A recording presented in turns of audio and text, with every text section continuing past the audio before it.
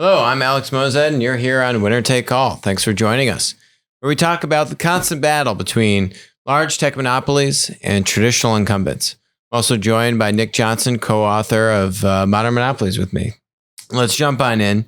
We're going to talk about Instagram and basically some interesting stats out here about how much money is being spent on Instagram influencer marketing. We've spoken a lot on the show, just on the last couple episodes, about how metrics like GDP, metrics like the unemployment rate or labor force participation rate aren't accurate because of platform economies that aren't being factored into these traditional metrics. So one of the things we're going to look at today is Instagram. So you'll see here, Instagram was part of 93% of all influencer marketing campaigns in the last year. In 2020, advertisers are predicted to spend $2.4 billion on Instagram influencer marketing. Looking at some other things, right? Marketers around the world, I'll highlight this, spent more than $5 billion on influencer marketing on Instagram in 2018. The fashion industry looks like the largest sponsor with 25% of all sponsored posts. And you can see some of, food and entertainment and some of the other categories. This is interesting. So there's 1.4 million accounts with over 15,000 followers. That can include brands and company accounts. But that's a lot of accounts, 1.5 million content creators, these producers. Another set here. So this kind of shows influencer marketing global spend. So in 2019, they're predicting, this was published a few years ago, between $4 to $8 billion. So the point is, look, there's a lot of money going into Instagram influencer marketing. Now, what does that really mean? You could have sponsored posts where if now you post something to Instagram and now you're promoting that to get in front of more eyeballs and get more engagement. Okay, that's a part of influencer marketing. The thing I want to focus on are basically the deals that are happening outside of Instagram, where you are going directly to a content creator and saying, hey, they had a stat in here about Kylie Jenner, getting paid millions of dollars for one post, right? That money's not going through Instagram. I'd say that's still somewhere in this $4 to $8 billion bucket. I'd probably say it's closer to this this stat here, about $2.4 billion on Instagram influencer marketing. I think that's what these guys are more so trying to get at, which is the money going directly to the producer to post a post on an influencer's account, tag that brand or tag that other account that's trying to gain followers or get customers or whatever it may be. Kylie Jenner got $1 million per post. This money, in no way, shape, or form, is being factored into GDP calculations. I mean, in the grand scheme of things, a few $1 billion, you got a $20 trillion economy. I don't think it's skewing the GDP numbers that much. But when you look at the unemployment rate and the labor force participation rates, that is where you see it. So this is September. Okay, unemployment rate hits a 50-year low. What are we at? Like 3.5%. Okay, you can kind of see.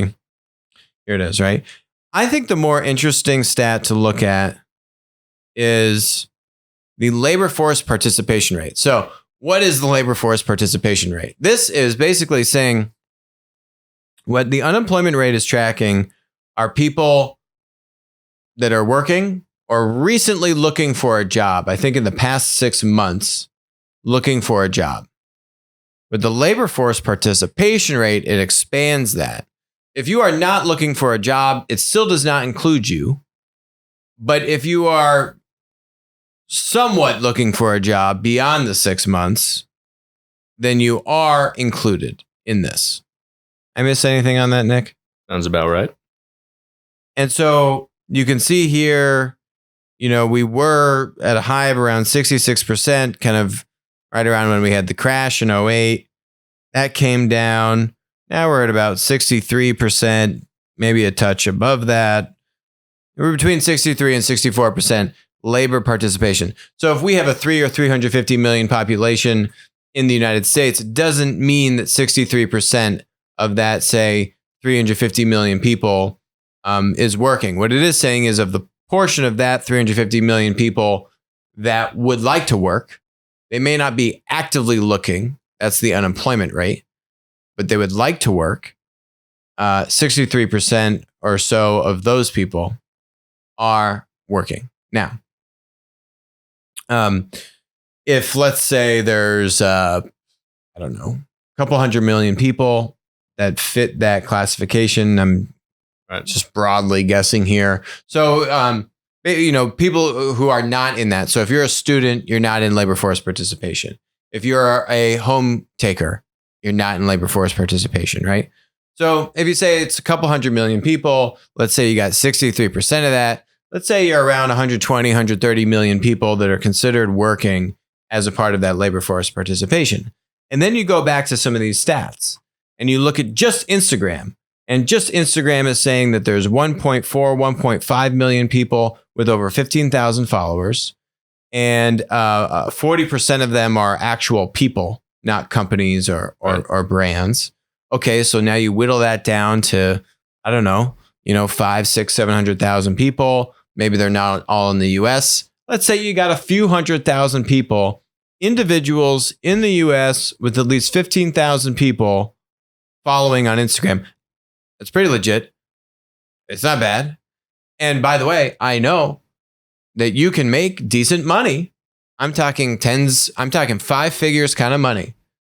If you have, and actually what they say is if you have between 15 to 100,000 followers on Instagram, that sometimes is actually the most kind of avid audience follower base. Right. You have much more active audiences potentially at those where some of the bigger accounts may have a lot more followers, but they're not as engaged with your content. So it's a measure of a mix of engagement and volume. Yes. And some of the lower accounts actually have really good engagement. So there's value there. It's going to be very niche, right? And presumably highly engaged, very niche specific content, kind of like our show. If you were to add 300,000 people that say, these people are working. Maybe they're making $30, $40, $50,000. Maybe some of that's cash. But their life is just to post on Instagram. Right. And I mean, that's not bad money. I'm sure you can actually make more money. That's like a solid middle class earnings. As long as you don't live in a major city where living costs are expensive. You could also go and do events. You could also go and There's supplemental income that people do around because you have status on Instagram. There's other stuff completely off of Instagram. And of course, that you get. In the kind of parody of influencers, you also tend to get a lot of value from free stuff or discount stuff that gets offered to exactly. you. So 130 million people, and I had 300,000 people on this little chart, which, by the way, the chart doesn't move very much. These are years. That's just Instagram. That doesn't include, there are people YouTube that make their living on YouTube or Twitter, Twitch, and, all these different platforms out there. There's a lot of different creators, and that's just one category of folks basically that are doing this and making decent money off of it. Yeah, making decent money. And I think, that's billions of, that's easily a multi-billion-dollar industry where those few 100,000 people obviously don't have all of that few $1 billion, right? But it's real money. And these stats, 1% of 130 million, is 1.3 million. So then you would say, okay, if I have 300,000, again, these are back of the napkin numbers here, right. But let's say you get 25 basis points on this chart. Let's say you publish that to the stock market. That the labor force, look, the line doesn't move. It's been basically the same. It looks like it's gone up maybe 50 basis points, maybe 1% in the dip from here. What is this? Between 2015 and 2016 to now 2019, maybe it's gone up 1%. But then you say, you know what? If I was to add up Instagram, YouTube, all the content creator platforms, right? All of those. And then if you actually start to look at, for example, Uber drivers that are doing this part-time, maybe while they're in school, maybe while they're a home taker, what happens to those people? Because technically I'm a home taker, but maybe I'm driving for Uber. Homemaker. Maybe I'm driving for Uber 10 or 20 hours a week. Right. Am I now in the labor force? I would say so. At least by these stats, right? What about, selling stuff on Amazon, which we could look at the hundreds of thousands of people selling, making, 10 figures to low 6 figures. People renting out apartments on Airbnb, same thing. So this producer, this creator economy, this producer economy, I think is something we want to continue to chronicle. Yeah. And so if winner take all, if we were to publish our own stats on this, I would argue that these stats would actually be much higher. And this isn't something just magically because of 2019, but because of platforms, which over the past, I'd say probably 10 years have really come into their own. You absolutely have kind of this shadow economy that's not properly being factored into. I would call it the platform economy, or if you want to be more specific, the producer economy on those platforms. Yep. It's a new kind of work in the sense of how they relate to the platform, and it's one that when you talk from statistics to labor laws and all kinds of things is just not well accounted for. Yep, agreed. So more to come on this, obviously. Okay, let's dig into the meat of today's episode. Integrity. Do we have any South Park fans out there? Because if you are a South Park fan, you're going to enjoy this. So Nick and I have been long time South Park fans, but we're going to come back to South Park in a second. What happened? Why are we talking about China? Why are we talking about South Park? Why is any of this relevant? Okay, let's pull up this. All right, boom. It all started with our friend Daryl. He posted this October 6th. And so that was Sunday. Fight for freedom, stand with Hong Kong. This is the general manager of the Houston Rockets, big NBA team. Houston Rockets are big in China. NBA is big in China. He posted this on Twitter. Key part of the story. And then very quickly deleted it. Quickly deleted it because there's a sudden and immediate outrage. The cardinal rule of Twitter, nothing is ever really deleted. And so what has happened since? I'm sure you've heard about this. Basically, the Houston Rockets have been banned from, all of the NBA has been banned from broadcasting any NBA for the next week. They in canceled. China. There was a preseason game with the Nets and someone else that was canceled. Basically, they're not going to broadcast it anymore. Yep. Tencent, who paid billions of dollars for streaming rights for the NBA in China, said they're suspending at least for now. They haven't said how long, but so basically indefinite. If you look on certain apps like TikTok or the Houston Rockets, they no longer show up. Right. Whereas other NBA teams like the Warriors, you can still search and find images of players. But if you search Houston Rockets, there was an article on this today. Nothing about the NBA comes up. None of their players show up anymore. So that's hilarious. So Tencent, big platform tech monopoly. We're going to keep coming back to Tencent. Okay. Tencent has, with these bannings, there's more from what we've talked a lot about how basically it's really unfortunate that the Chinese Communist government is using platform tech monopolies to enforce and regulate their country and how people behave in China. And now they're trying to take retribution out on other people outside of China beyond just what's happening in Hong Kong or, with the Hong Kong protests, which we've talked about.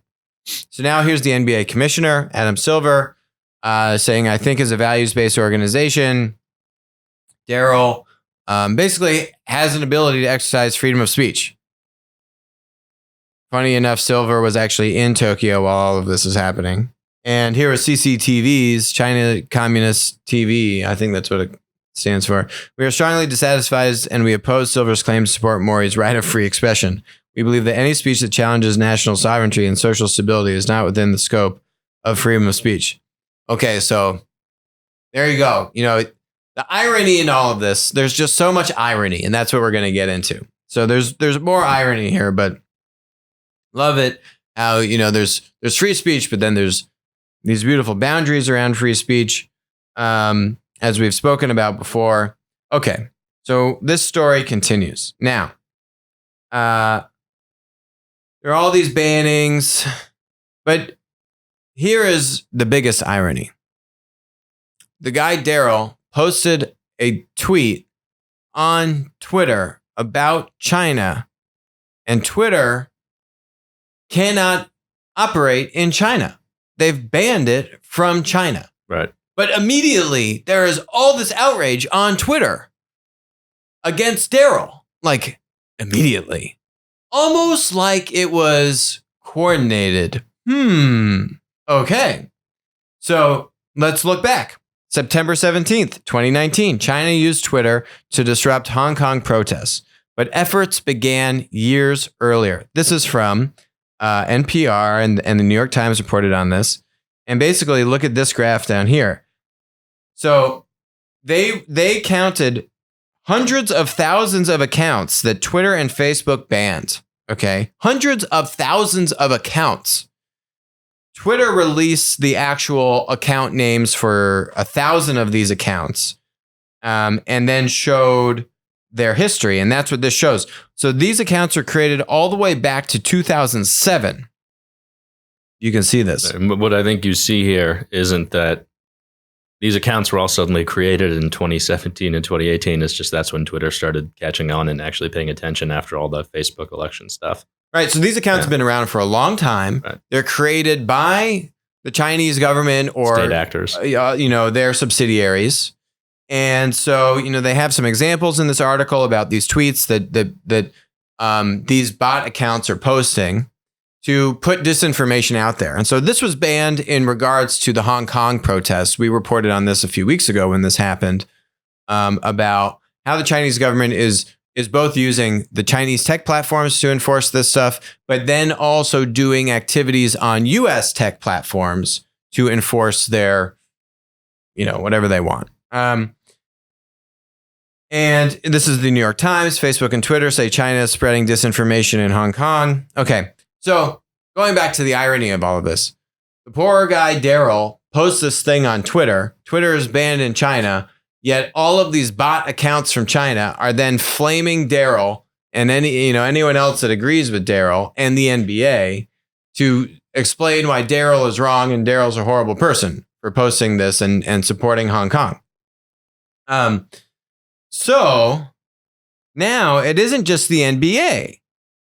Blizzard, which we spoke about, has that server in Taiwan that people were, you know, talking about from mainland China were able to log in. Now Blizzard bans this Hong Kong player who was playing in a big tournament for Hearthstone, which is a big Blizzard game. And basically the guy said, here, liberate Hong Kong, revolution of our age. And so they banned this guy. They took away all of his winnings, hundreds of thousands of dollars. They banned him for a year from being able to participate in future games. Why did Blizzard do this? Well, guess who owns a 5% stake in Blizzard? Tencent. Coming back to Tencent. Tencent owns 5% of Blizzard. They have a 4.9% stake in Activision Blizzard. Also, Tencent taking off all of the NBA streaming in China. This was interesting. I didn't even really know this. China has agreed with the UK for Hong Kong to be a capitalist democratic area until 2047. I didn't even know that was the treaty. That was part of the terms of basically reintegrating Hong Kong with China from British control. Yeah, we're going to give them a 50-year transition period. Interesting that the UK really isn't standing up for much on this. But anyway, all of this has come to light in the past few days. Last Wednesday, our friends over at South Park really, they just have a way of predicting this kind of stuff. I don't know how. But so they posted a great Instagram post, which says official apology to China from Trey Parker and Matt Stone. Like the NBA, we welcome the Chinese censors into our homes and into our hearts. We too love money more than freedom and democracy. Oh God, you guys can read this for yourself. So they posted this after the NBA stuff started blowing up the last couple of days. It's a constant battle. Now, clearly, U.S. companies operating in China have had to try to grapple with this for a long time, but it's all starting to come to a head. And I think the thing that has really brought it to a head is platforms. And I think that's where you see this, where the Chinese tech platforms, the stocks are down. All of the Chinese tech platform stocks are way down over the past year and a half. We've been talking about this a lot, whether it's Baidu, whether it's Tencent, or it's Alibaba. This type of activity is obviously stemming from the Chinese Communist Party. I don't think the folks in Tencent would do this to the degree that they're doing it if it weren't required. Yes. Otherwise, the company is going to get shut down or worse, or you'll go to jail or personal problems. And this weighs on the stock price of the Chinese tech companies. They have to do it. We've spoken about how this actually the ante has only been raised, and they're now putting even more people sitting inside of every one of these tech companies that is actively monitoring this kind of stuff, and now deploying and filtering and banning accounts and all these kinds of things.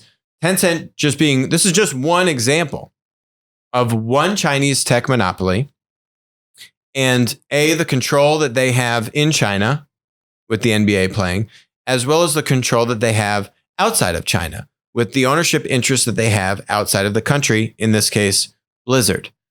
And you now see this in the movies. That's also part of what South Park talks about here, where I think Tencent has bought some movie studios. Alibaba, or maybe Alibaba did. They've both done a lot in entertainment, basically, and are ramping up their spending on movie production and content production. Buying media entities or being majority investors in kind of Hollywood studios. And all of this stuff is now happening. And, it's going to be a very difficult landscape to navigate. The interesting thing is that the U.S. tech monopolies basically have been banned from operating in China the whole time. Right. So they don't really have much of, I guess they kind of have a conflict because they've always kind of wanted to. They've clearly, Zuckerberg learned Chinese and they tried to get back in. I think what they probably come to the conclusion is we're never going to get a level playing field. Right. So Microsoft, same thing. Yeah. Google left and then now is kind of trying to go back in. And I think they squashed that last year. If they didn't, then they have to now. It keeps bubbling up because the market is just so big. If you can get in and get enough traction to get a level playing field, then the market opportunity is huge, just given the economy of China. Yeah. Look, the Chinese government is very smart about how they cultivated their own technology industry. Right. And by preventing foreign firms from being able to just basically operate there, they were able to, put up a lot of walls and then let these tech companies be created to cater to the rising middle class in China. And they absolutely have the number 2 dominant VC tech community in the globe, far beyond where Europe is. And basically Europe didn't put up any walls. And now it's basically US tech companies. Yeah, all the big US tech companies, the big tech monopolies basically have, like Google and Facebook, similar success in Europe, and in some cases where there's like hyper local network effects, like delivery services for food. You have your own European companies that popped up simply because they got there before, some of the big U.S. delivery companies like a Postmates or Uber Eats got there. But even in other areas, then it tends to be the same companies operating in the U.S. and Europe. There's much more of what I would call a common platform market there. Whereas China has really separated it off. You're starting to see, India kind of considering these questions as well. Yep. And of course, that affects both the China and the US, which are both heavily invested in the big platform companies in India. So this issue isn't going away. It's not going away. I pulled up this article about India. And now here you can see the breaking news on CNBC about U.S. putting visa restrictions on Chinese officials over abuses of Muslims in the Xinjiang province. You know, the last note I have on this is really something that, you know, this is the role of government. And I think as private companies try to navigate this territory for themselves, they're only going to get burned. And what do you do? They don't have the leverage to do it all by themselves. The private companies. Yeah, exactly. And it's just very difficult for you to navigate. But because of, well, either it's bots on Twitter or, you know, other forces that, you know, now are kind of forcing these private companies into these situations, right. It's a very difficult position for them to be in. Meanwhile, you know, at the government level, this is something that has been essentially the can has just been kicked down the road for a long time. And now we're coming to grapple with it.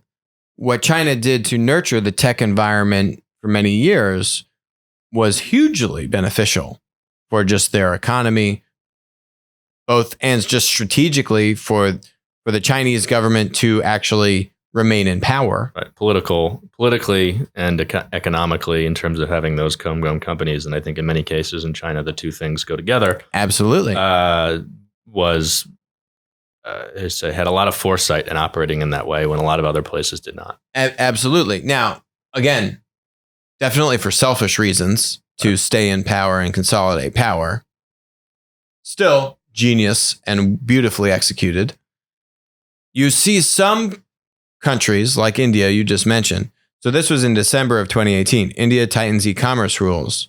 So basically, India is kind of taking a little bit of a hybrid approach here where they're putting some restrictions on how, say, for example, if you are a foreign entity operating in India doing e-commerce, this was the initial announcement of the rule. They've tweaked it a little bit since this announcement. But the initial announcement was that you have to pick one or the other. You can either be a linear e-commerce provider. So again, that's just, you know, you buy products on the balance sheet, you resell it, which is traditionally how Walmart has been operating for years. Or you can be marketplace, right? And so I have third-party sellers, and then I'm connecting them to consumers, and you have the marketplace dynamic. But you can't do both. And that was the rule. And this actually came out after Walmart bought Flipkart. So it's kind of a whoa. And Amazon is also very big in India and has been operating in that kind of hybrid model as well, as they do most everywhere. And except for, say, in eBay, where eBay really is pure all product marketplace. They don't really do the linear reselling activity. A lot of Alibaba, Taobao, and Tmall operate that way exactly. Too. That's why their GMV is so high, or one of the reasons. It's interesting to see how India will try to, will navigate this space. And, can they put some barriers up that give some of the local tech firms a little bit more of an advantage compared to both the US tech monopolies and the Chinese tech monopolies, which are now, that's really where the battle is playing they're out. Both, even if they're not there organically, they're heavily invested in the big tech platforms in India. Like Paytm has had huge investment from Alibaba and Alipay. And I expect that only to continue. And there's been a number of other investments if you look at Tencent as well. And you can see exactly here, where even if you have a 5% ownership stake, like what Tencent has in Blizzard. I think in Blizzard's stake, it's not just Tencent. It's also the fact that Blizzard does a lot of business in China. World of Warcraft, Hearthstone, all those things are big business for them in China. So I think that's not just Tencent's ownership stake, but also Blizzard's just self-interest. Economic self-interest taking precedent. There is. That's true. I just think it's much accelerated due to the ownership stake that Tencent has and this kind of soft power that I imagine these tech platforms can. Right, and I imagine they have that ownership stake partly because Blizzard realized it needed that partner to be allowed into or successful. Yes, to operate there and so on and so forth. So. Going on this trend, last topic here is, there's been some buzz around Google potentially buying a TikTok rival. So TikTok, a Chinese social media, content platform owned by ByteDance, the largest private tech company in the world. doing massive revenue, growing revenue at over 100% year over year, ad revenue, that is. And this company, Firework, is supposed to be a TikTok competitor. TikTok, I think, has short, like 6-second videos. This one has maybe 30-second videos, and you're kind of doing music and similar kind of antics. So this article says, they had a valuation of over $100 million. Google might look to buy this company. The company has only raised $11 million. And now look, Google historically, honestly, in Google's kind of platform conglomerate status, when we were analyzing their different portfolio of platforms, Google has done a fantastic job of buying and scaling up. The stuff they've tried to do organically typically hasn't done very well, Exactly. But the stuff that at least has some initial traction and a platform in place, they've done a great job. Android was an acquisition. Waze was an acquisition. YouTube was an acquisition. And a lot of the stuff like, Google Buzz and Google Video, the stuff they tried to do on their own, sure, they learned a lot from it, Yes. but none of it was ever very successful. They're very good at this. And now, when I see the level of news and coverage to this, I actually am skeptical. To me, it's kind of like it's manufactured. The amount of buzz that there was around Google might buy this company, Firework. They've only raised $11 million. Okay. They don't have, they're nominally a TikTok competitor, but if you compare TikTok's revenue and user base to Firework, it's like, like a dot on a huge map next to a huge circle. So it's nominally a competitor in that they do similar stuff, but it's certainly not something that I would say ByteDance is saying, oh no, not Firework. Yeah, and I just and you guys want some more irony to close out the show? So you want to know who the investor is in Firework? They're called the China Rock Capital Management VC firm. So, it's everywhere. You just can't get away from it.